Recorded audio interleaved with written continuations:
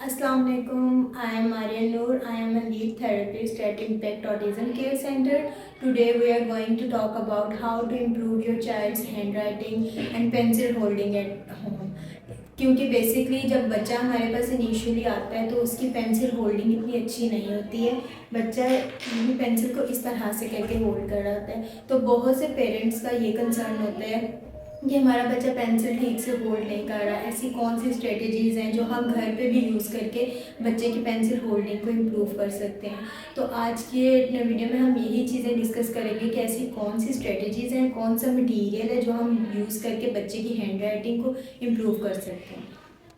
इसके लिए कौन कौन से डिफरेंट मटेरियल्स हम यूज़ कर सकते हैं वो भी देखेंगे इस वीडियो में। लाइक जैसे आप डिफरेंट क्रेयॉन्स यूज़ कर सकते हैं। इसके लिए फ़र्स्ट ऑफ ऑल आपको जब हम बच्चे को इनिशियली सिखा रहे होते हैं तो उसके लिए बहुत मैटर करता है कि क्रेयॉन का साइज़ क्या है।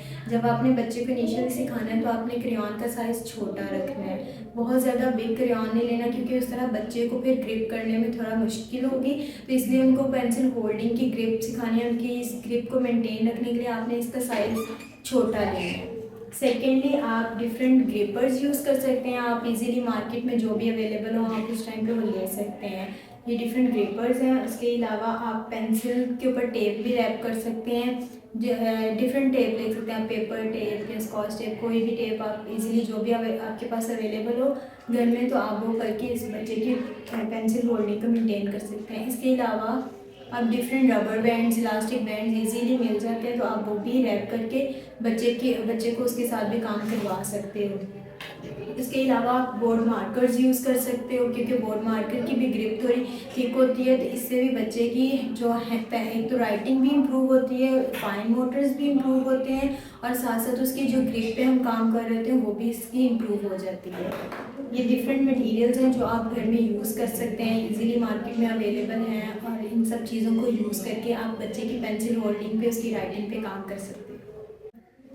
मटेरियल के बाद अब हम देखेंगे ऐसी कौन सी डिफरेंट स्ट्रेटजीज़ हैं जिनके थ्रू हम बच्चों की पेंसिल होल्डिंग को और उनकी राइटिंग को इम्प्रूव कर सकते हैं। इसके लिए हम डिफरेंट स्टेप्स हैं। जैसे स्टेप 1 है।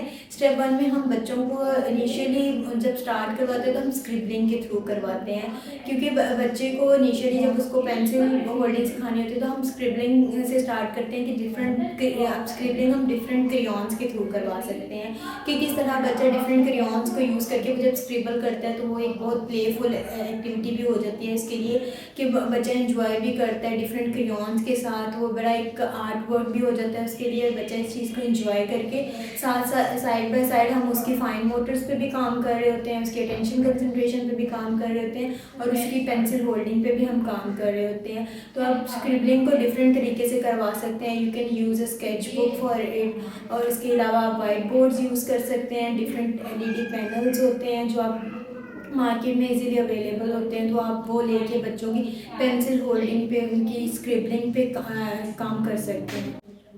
अब हम स्टेप 2 पे चलते हैं। स्टेप 2 में जाने के लिए यू आर प्रीटी श्योर कि आपका जो बच्चा है उसको स्टेप 1 में मास्टरी आ गई हो। ये क्योंकि नेक्स्ट स्टेप पे जाने के लिए फर्स्ट स्टेप में मास्टरी आना ज़रूरी है। नेक्स्ट स्टेप हमारा ट्रेसिंग होता है, जिसमें हम डिफरेंट लाइंस को ट्रेस करवाते हैं। इसमें वर्टिकल लाइंस आ जाती हैं, हॉरिजॉन्टल लाइंस आ जाती हैं, you can trace zigzag lines, curve lines, slanted lines. तो डिफरेंट लाइंस होती हैं जिनको हम ट्रेस करवाते हैं through different crayons. You can use pencil as well, board marker, इसमें भी आप डिफरेंट तरह की चीज़ें यूज़ कर सकते हैं उनको ट्रेसिंग करवाने के लिए। बेसिकली ट्रेसिंग हमें हेल्प आउट करती है आगे डिफरेंट शेप्स को ट्रेस करने में, आगे अल्फ़ाबेट्स की और नंबर्स की जो फॉर्मेशन है उन चीज़ों में भी बहुत हेल्प आउट करती है। ये हमारे आई हैंड कोऑर्डिनेशन को भी इम्प्रूव करती है, हमारे फाइन मोटर्स पे भी काम होते हैं। इसके अलावा हम इस पर अटेंशन कंसंट्रेशन भी बच्चे की डेवलप होती है कि किस तरह हमने डिफरेंट लाइंस को ट्रेस करके किस तरह, क्योंकि बच्चा जब ट्रेसिंग सीख लेगा, डिफरेंट लाइंस को ट्रेस करना सीख लेगा, तो उसके लिए आगे जाके उसकी राइटिंग नंबर्स वगैरह और अल्फ़ाबेट्स ट्रेस करना उसके लिए इजी हो जाएगा। अब नेक्स्ट स्टेप है स्टेप 3। स्टेप 3 में हम डिफरेंट शेप्स को ट्रेस करवाते हैं बच्चों से। इस स्टेप 3 तक आने के लिए भी बहुत ज़रूरी है कि आपके बच्चे की फर्स्ट स्टेप में और सेकंड स्टेप में मास्टरी हो। जब तक आपकी स्टेप 1 में स्टेप 2 में मास्टरी नहीं होगी तो बच्चा शेप्स को सही से ट्रेस नहीं कर सकेगा। शेप्स की ट्रेसिंग के लिए भी बच्चा इजीली शेप्स की आइडेंटिफिकेशन भी हो जाएगी डेली, साथ साथ हम उसकी शेप्स के आइडेंटिफिकेशन में भी काम कर लेंगे, उसकी राइटिंग भी पे भी काम कर रहे हैं, और उसकी पेंसिल होल्डिंग भी किस तरह से हम उसको मेंटेन रख रहे हैं, ये हम स्टेप 3 में उसकी डिफरेंट शेप्स के थ्रू हम ट्रेसिंग करवा के देखते हैं। और ट्रेसिंग में भी हम उसकी फाइन मोटर्स पे भी काम कर रहे हैं, उसकी अटेंशन कंसंट्रेशन इम्प्रूव हो रही है, उसकी जॉइंट अटेंशन पे हम काम कर रहे हैं, उसकी स्पेशल अवेयरनेस पे हम काम कर रहे हैं। तो डिफरेंट सारी स्ट्रेटजीज़, हैंड राइटिंग से जितनी भी सारी प्री रेक्विजिट्स हैं उन सब पे हम साइड बाय साइड काम कर रहे हैं। किस तरह बच्चा अपना जो पेंसिल होल्डिंग जो ट्राइपॉड पोजीशन है उसको किस तरह से मेंटेन कर सकता है। तो ये सब चीज़ें हम स्टेप बाय स्टेप करवा के फिर हम बच्चे को फाइनल स्टेप पे लेके जाते हैं, उसको नंबर्स पे और अल्फ़ाबेट्स की ट्रेसिंग पे लेकर आते हैं। इसके बाद आप इसके अलावा आप डिफरेंट तरह के प्ले डोज या राइस प्ले भी यूज़ कर सकते हैं बच्चों की फाइन मोटर्स को इम्प्रूव करने के लिए, क्योंकि बच्चे की फाइन मोटर्स जितनी ज़्यादा इम्प्रूव होंगी, जितनी ज़्यादा बेहतर होंगी, उनकी हैंड राइटिंग भी उतनी इम्प्रूव होगी।